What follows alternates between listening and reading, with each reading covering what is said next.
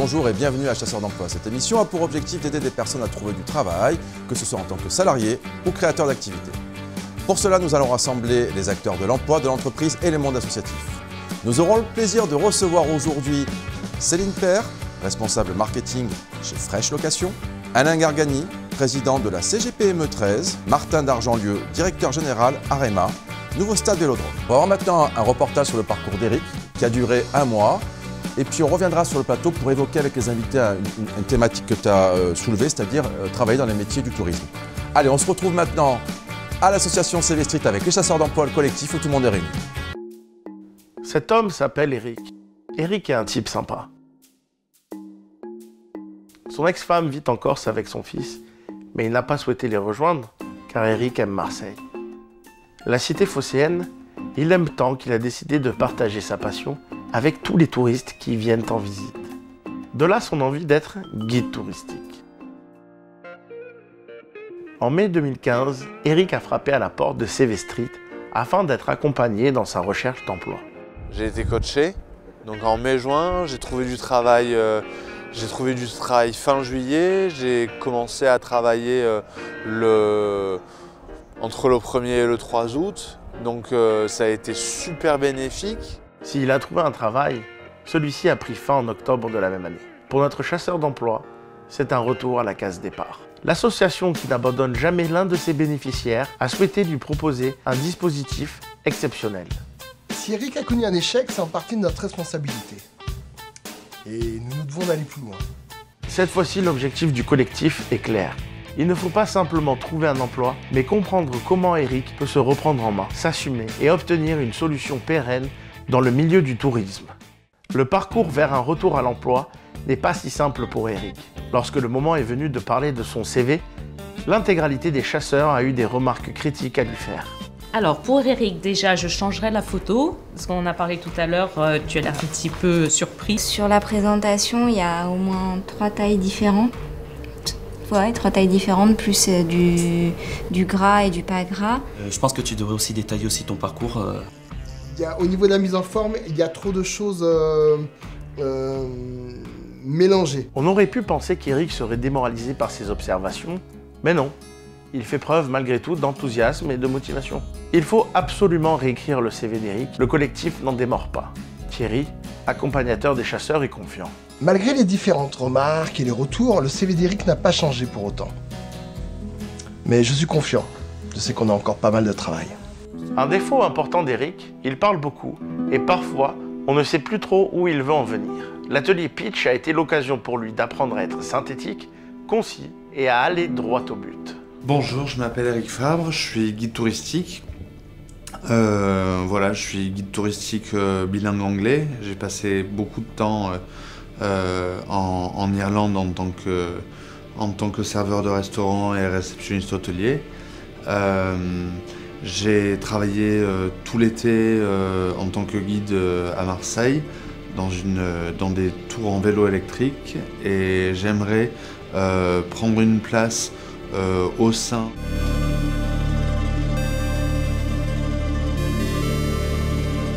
Si Éric a dépassé le temps imparti, le collectif a noté autre chose. Pour moi, un guide touristique, il est passionné et on ne le voit pas du tout.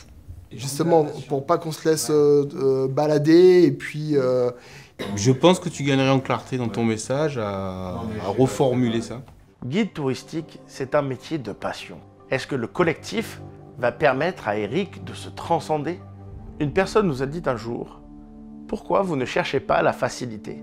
Et un membre de CV Street a répondu « Face à une situation complexe, on doit tout donner et à plusieurs, on trouve plus facilement les solutions. » C'est la devise de CV Street. Ils ne savaient pas que c'était impossible, alors ils l'ont fait. C'est ainsi que tout le collectif s'est impliqué dans la réussite d'Éric. Plus qu'un emploi, CV Street souhaite redonner confiance à Éric afin qu'il trouve sa place sur un marché du travail qui ne l'accueille pas forcément à bras ouverts. Émilie Sabi, de Tunnel Prado Carénage. S'il arrive vraiment à être concis et directif, direct, pardon, il pourra rapidement, pareil, trouver une expérience via un réseau, trouver le bon réseau et se rapprocher des bonnes personnes. Fabrice Fontanier, de l'agence 1, 2, 3 Soleil. Eric a le mérite justement d'avoir cette complexité et ce talent qu'on pourrait ne pas soupçonner et que lui-même ne sait pas. Il ne le sait pas, il faut qu'on lui dise.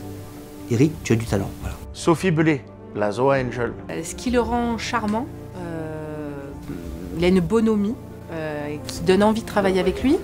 Le seul axe à travailler, c'est ne pas oublier qu'il parle potentiellement à un chef d'entreprise ou à un recruteur. Cyril Slucky, président fondateur de CV Street. Moi, je pense qu'Eric, c'est quelqu'un de très positif, c'est quelqu'un qui a un énorme potentiel. Par contre, il va falloir qu'il se canalise. S'il ne se canalise pas, je pense que de vouloir chasser plusieurs lièvres à la fois, ce n'est pas la bonne solution pour avoir des résultats rapides. Tous ont décidé de lui trouver des solutions. Moi, je ne suis pas d'accord que les musées passent forcément par la mairie, parce qu'on a de plus en plus de musées privés qui n'ont rien à voir avec la mairie, qui n'ont pas de subventions, qui sont des musées vraiment de fonds privés. Au téléphone. Non, pas de E. Non, on recommence, pas de E. Bon. Moi, je connais un autocariste qui est toujours en fait en poste, en poste. Il est toujours en poste. En plus, il est directeur de sa structure et il se trouve que c'est le plus gros autocariste de la région.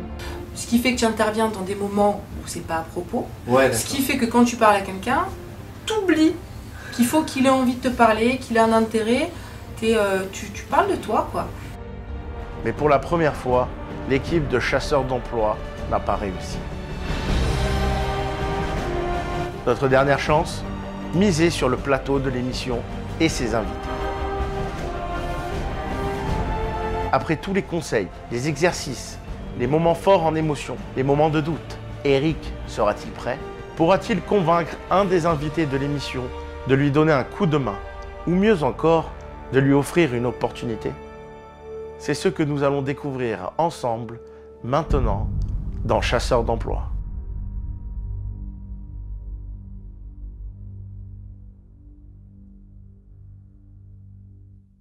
Nous venons de voir un reportage sur le parcours d'Eric. Alors Eric, justement, la question qui me brûle un peu les lèvres, c'est de savoir où tu en es. Ben voilà, je continue mes recherches d'emploi dans le secteur du tourisme. Je suis en train de perfectionner mon anglais avec notre collègue CV Streeteuse Catherine Wautier, qui a passé 25 ans aux États-Unis en tant que directrice marketing. Donc moi j'ai un bon niveau déjà, j'ai passé 1 an et demi en Irlande entre 2005 et 2006, donc je continue de travailler avec elle. Je travaille mon allemand pour me perfectionner un petit peu. Et actuellement, je visite les musées de la ville en prenant des photos et en prenant des notes, donc pour vraiment continuer à conforter mes connaissances en histoire de l'art et de la ville de Marseille en général. C'est ça l'idée en fait, Eric, c'est de continuer à te perfectionner sur ton métier, ton cœur de métier guide touristique, oui, pour lorsque tu vas vraiment rencontrer l'opportunité, tu seras prêt. Pleinement, ouais. Alors c'est pour ça que je sens que tu vas être prêt bientôt et c'est pour ça que c'était le moment d'inviter des personnes qui vont t'aider, je l'espère. Alors je vais commencer avec vous, Alain Gargani. Vous êtes vous dirigez la CGPME, qui, rappelons-le, quand même regroupe plus de 8000 entreprises sur le département des Bouches-du-Rhône. Par rapport au parcours d'Eric, justement, guide touristique, est-ce que c'est un secteur porteur?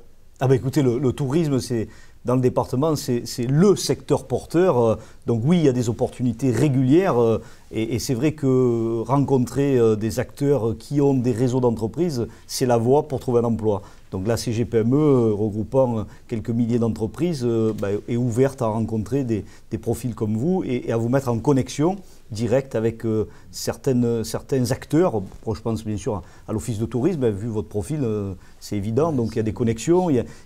Alors moi, parenthèse professionnelle, moi je suis organisateur de congrès, et donc dans le congrès, on a aussi ce qu'on appelle le programme accompagnant, et là on fait appel à des guides touristiques, donc là il y a des opportunités aussi. Le tourisme est vraiment le métier et le domaine en vogue dans notre département, donc vous allez trouver très vite, je pense, une opportunité. Merci à vous de confirmer que c'est un secteur porteur. Alors, Martin d'Argentlieu, vous êtes directeur général d'Arema, c'est le nouveau stade Vélodrome. Oui, tout à fait. On sait que bientôt, Marseille, pour 2017, est capitale du sport, donc il va se passer quelque chose, le tourisme, l'événementiel. Quel est le potentiel pour Eric, finalement? En fait, je pense qu'il y a un bon potentiel pour Eric parce qu'il y a énormément de choses qui se passent à Marseille. Déjà, depuis Marseille 2013, capitale européenne de la culture, il s'est passé beaucoup de choses. Marseille va être également capitale européenne du sport en 2017. On a un énorme événement qui est l'Euro 2016 avec une très belle programmation. Il y a 6 matchs au stade Vélodrome, dont une demi-finale, un quart de finale. Énormément d'étrangers qui vont venir sur la ville de Marseille, pas uniquement autour des matchs, mais qui vont venir visiter la ville, profiter de la ville. La ville aujourd'hui s'est développée énormément vers le tourisme justement. Donc il y a énormément de choses à faire. On a beaucoup également, comme le disait Alain, de congrès, de séminaires qui se passent dans la ville. Et c'est en plein développement. Je le vois au stade Vélodrome, on accueille à peu près 150 événements d'entreprise par an. Donc c'est des gens qui viennent séjourner, qui viennent visiter, qui ont envie de connaître la région.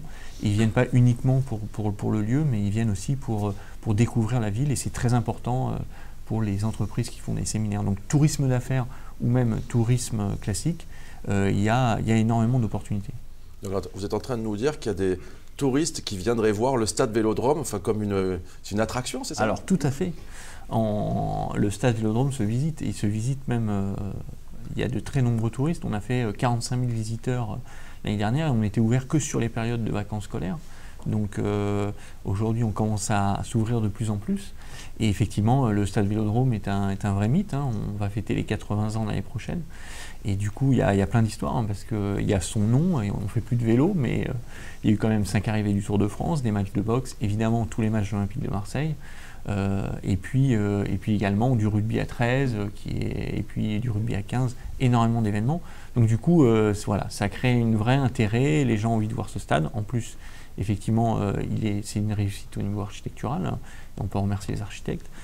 Du coup, effectivement, ça attire tout le monde, pas uniquement les sportifs ou les fans de l'OM, mais également des gens qui sont fans de culture, d'architecture. C'est ça, finalement, on réconcilie l'économie, la passion, le tourisme.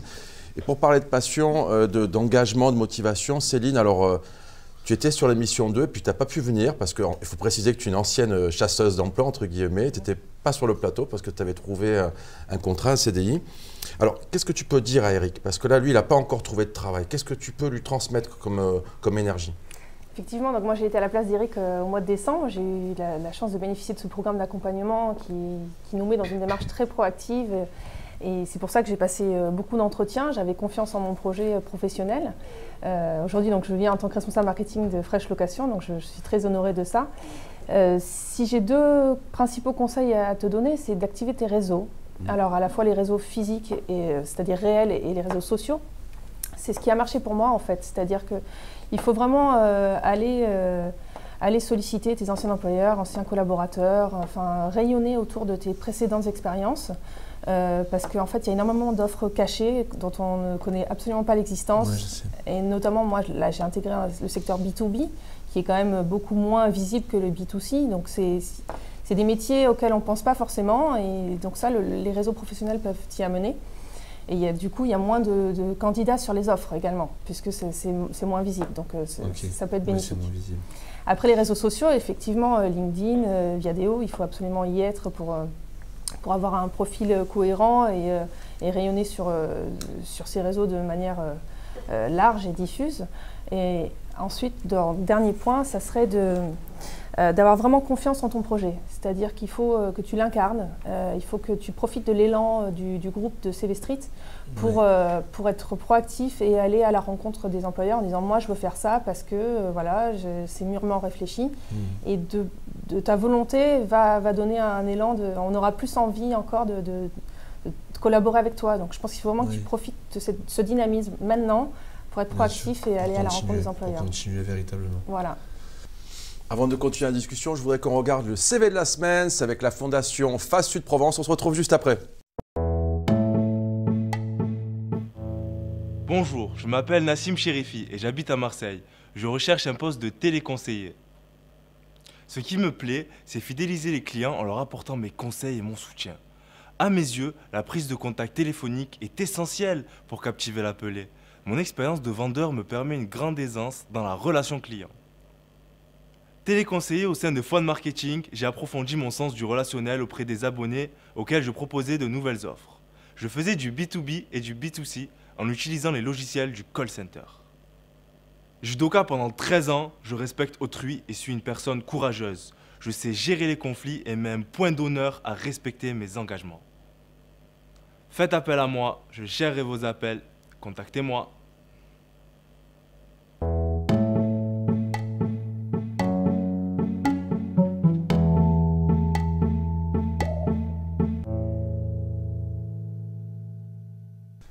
On est de retour sur Chasseurs d'emploi avec Eric et les invités.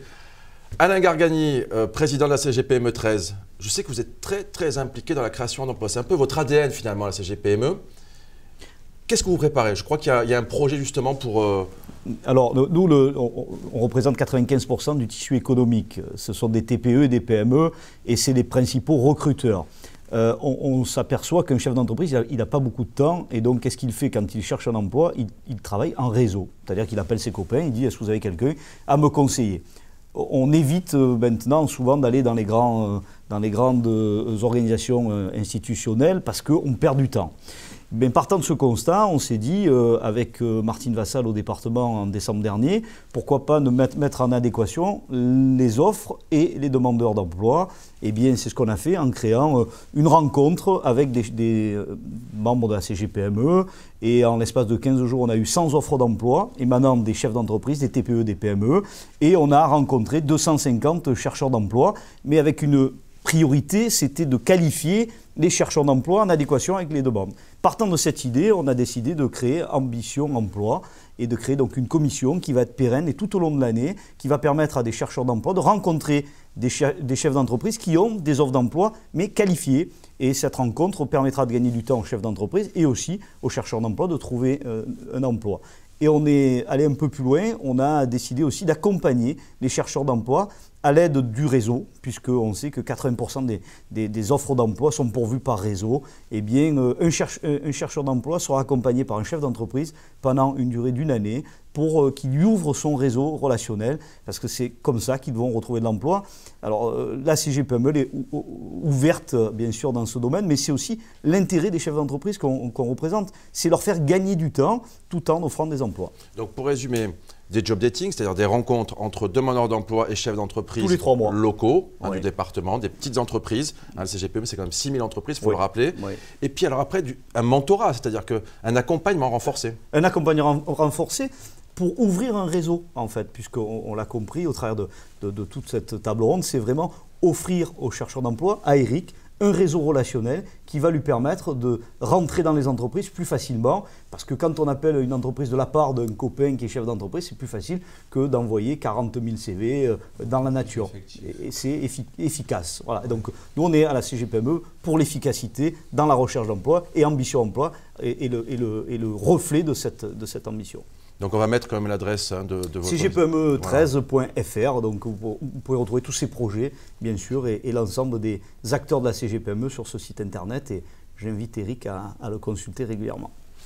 Martin, j'ai une question pour vous. Alors, pour ceux qui voudraient par exemple rejoindre Arema, nouveau stade Vélodrome, est-ce qu'il y a une possibilité de postuler? Alors directement chez Arema, il n'y a pas de poste, parce qu'on est une petite entreprise, on est une TPE. En revanche, indirectement, oui, il y aura des opportunités, puisqu'en fait, on est une vingtaine de personnes aujourd'hui chez Arema, mais il y a énormément de prestataires permanents et de sous-traitants, et également en événement, on peut monter jusqu'à 4-5 000 personnes qui travaillent pour un événement. Donc, il y a des opportunités, et il y a des opportunités dans tous les domaines, que ce soit la sécurité incendie, la sûreté, mais également des métiers techniques, des métiers d'ingénieurs, des métiers de techniciens en maintenance, etc. Également des jardiniers pour tout ce qui est la pelouse. Et également dans les métiers du tourisme, puisque effectivement on a une campagne de recrutement notamment pour les guides touristiques de l'été. On a également des personnes qui viennent via les sociétés d'hôtesse ou les sociétés d'animation pour tout ce qui est événements d'entreprise. Donc il y a énormément de possibilités, d'opportunités, et on a depuis un an, un peu plus d'un an, que le nouveau stade Vélodrome a été inauguré, créer pas mal d'emplois. Donc indirectement, ce n'est pas Arema, mais indirectement, c'est plus de 5000 emplois qui peuvent être finalement générés alors par toutes les offres de... Voilà. Ce ne sont pas tous des emplois à durée indéterminée, mais il y en a quand même un certain nombre. Vous pouvez envoyer un mail effectivement à contact.arema-vélodrome.fr et c'est sur notre site internet également www.nouveaustadevélodrome.com. Je vous en remercie beaucoup. Céline, alors, je vais poser la même question. Est-ce qu'on peut envoyer sa candidature à Fresh Location, l'entreprise pour laquelle tu travailles maintenant? Bien sûr. Fresh Location donc, est spécialisée dans la location de matériel, donc c'est plutôt du B2B et nos clients sont dans l'industrie ou dans le BTP principalement. Donc en fait c'est ce genre de petite machine qu'il faut conduire. Donc aujourd'hui on recherche, il y a 5 postes à pourvoir. Je ne sais pas si on voit bien, en fait parce que tu nous as amené un petit prototype. En fait donc on a 5 postes à pourvoir, notamment donc chauffeur de ce type d'engin, mécanicien également et assistant commercial. Donc, et 150 collaborateurs quand même. Fresh Location, c'est une entreprise familiale mais qui tend à se développer. Exactement, sur plusieurs... c'est une PME, voilà, ça fait partie du type d'entreprise dont vous parliez tout à l'heure qui ont beaucoup de potentiel en fait. Aujourd'hui, on a 16 agences commerciales donc, qui sont dans tout le sud de la France et 150 collaborateurs et c'est voué à croître encore. Donc, et puis là, c'est des postes en général en CDI. Hein. C'est vrai qu'on propose des postes pérennes, intéressants. Voilà, donc en termes d'assistante commerciale, on reçoit beaucoup de candidatures, mais c'est vrai qu'après, pour des profils un peu plus spécifiques, conducteurs, mécaniciens, on a un petit peu plus de mal à les atteindre, ces personnes-là, puisqu'elles sont peut-être moins présentes sur les réseaux sociaux. Il faut des certifications, des éléments spécifiques? Oui, oui, exactement, oui, il y a des niveaux à avoir, mais c'est quand même assez accessible. Il y a plein de jeunes qui ont ces compétences-là, mais je pense qu'ils ne pensent pas forcément à ces métiers-là. Donc ce qu'on manque, c'est peut-être un petit peu de visibilité sur ces métiers qui sont porteurs et qui produisent de la valeur. Donc c'est intéressant de travailler pour ce genre d'entreprise. Bon, en tout cas, moi je suis très content, Céline, voilà, qu'une chasseuse d'emploi qui a fait ce CDI chez Fresh Location revienne nous donner des offres d'emploi. Je trouve que c'est un symbole quand même assez excellent. Allez, on va passer à la Minute de l'expert maintenant. Et alors, on va parler cette semaine de comment organiser sa recherche d'emploi et on se retrouve juste après.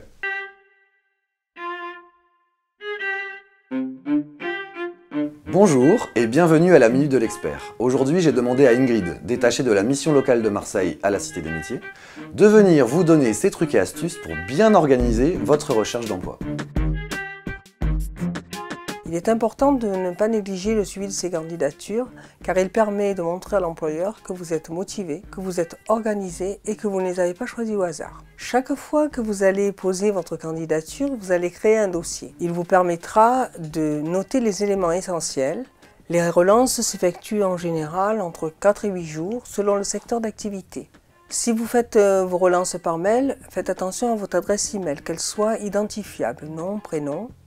Si c'est par téléphone, mettez un message court, clair et précis pour que l'entreprise puisse vous identifier. Merci Ingrid. Retrouvez toutes les vidéos de la Minute de l'expert sur le site qui s'inscrit sur votre écran. Et à très bientôt. On arrive à la fin de l'émission et alors, notre tradition, c'est de demander aux invités, Eric, de te donner un coup de main, un coup de pouce. Ça peut être une mise en relation, enfin il y a plusieurs possibilités. Qui va en premier? Bon, moi je peux commencer. Alors, Eric, plusieurs choses. Donc pour le réseau, moi je te propose d'ouvrir le réseau de la CGPME et chaque semaine, on organise des apéros business, chefs d'entreprise avec chefs d'entreprise. Et donc ça te permettra de rencontrer des chefs d'entreprise, une quarantaine sur le département. Donc là, je m'engage à t'accueillir bien volontiers. Et puis après, étant dans le secteur du tourisme, j'ai quelques pistes à te donner. Et ce matin, j'étais avec le DRH du Sofitel. Donc voilà, j'ai sa carte de visite. Je te donnerai ses coordonnées. Tu pourras l'appeler de ma part et voir s'ils ont des opportunités. Et au sein de mon entreprise, donc, qui s'appelle Atout Organisation Sciences, qui développe du congrès, j'ai un poste à pourvoir de chef de projet. Et donc, je suis prêt à t'accueillir pour un entretien et voir si tu corresponds au profil avec mes collaborateurs. Voilà, donc 2-3 pistes concrètes, et puis j'en aurai d'autres après nos rencontres. Merci beaucoup. Céline? Oui, alors moi, mon secteur d'activité n'est pas tout à fait dans le tourisme, mais on peut être amené à travailler pour des événements touristiques ou des événements à la fois des salons, des concerts, des foires, des tournages audiovisuels. Donc en fait, Peut-être par mon réseau professionnel, je pourrais être amenée à rencontrer des gens qui recherchent plus précisément dans le tourisme. Donc ce que je peux faire, c'est ouvrir mon réseau, être en veille active pour toi et te tenir informé peut-être des opportunités que je peux avoir qui correspondent à ton profil. Puis vous savez que vous pouvez vous voir aussi à la Cité des Métiers, parce que c'est un peu notre QG là-bas. Oui. Donc quotidiennement, le lieu est ouvert à toutes les bonnes énergies et initiatives. Bah, écoute, moi Eric, j'ai envie de te faire une proposition. On est en pleine campagne de recrutement des guides touristiques pour les visites du stade Vélodrome cet été. Et du coup, avec notre partenaire, l'Office du tourisme, j'ai envie de te proposer écoute, de passer un entretien pour, si ça t'intéresse, aller plus loin et peut-être être guide touristique pour te remettre un pied à l'étrier. Voilà ce que je te propose aujourd'hui. Je serais ravi de travailler pour vous et de continuer sur ma voie. Je te laisse le mot de la fin, Eric, pour conclure l'émission, s'il te plaît. D'accord. J'ai été vraiment content de participer à cette émission et de pouvoir vous rencontrer. Je pense qu'on peut avoir une très bonne synergie ensemble. Voilà, je commence déjà à maîtriser mon métier à Marseille à nouveau, puisque j'ai guidé tout l'été. J'ai fait une saison touristique d'août à octobre. Donc je suis content de pouvoir continuer maintenant. Voilà. Je propose qu'on se retrouve, Eric, dans quelques temps. Oui. Qu'on fasse un petit reportage pour savoir comment ça s'est passé, tout ça. D'accord. Céline, on devait le faire, le reportage, mais bon, tu es venue sur le plateau, donc voilà, on voit que c'est fait, on voit que tu vas bien. Quant à nous, je vous donne rendez-vous la semaine prochaine, donc c'est tous les vendredis à 20 h sur TV Sud Provence, Canal 30. D'ici là, les réseaux sociaux, n'hésitez pas à nous contacter, à participer, on a besoin de tout le monde pour lutter contre le chômage. Allez, à très bientôt.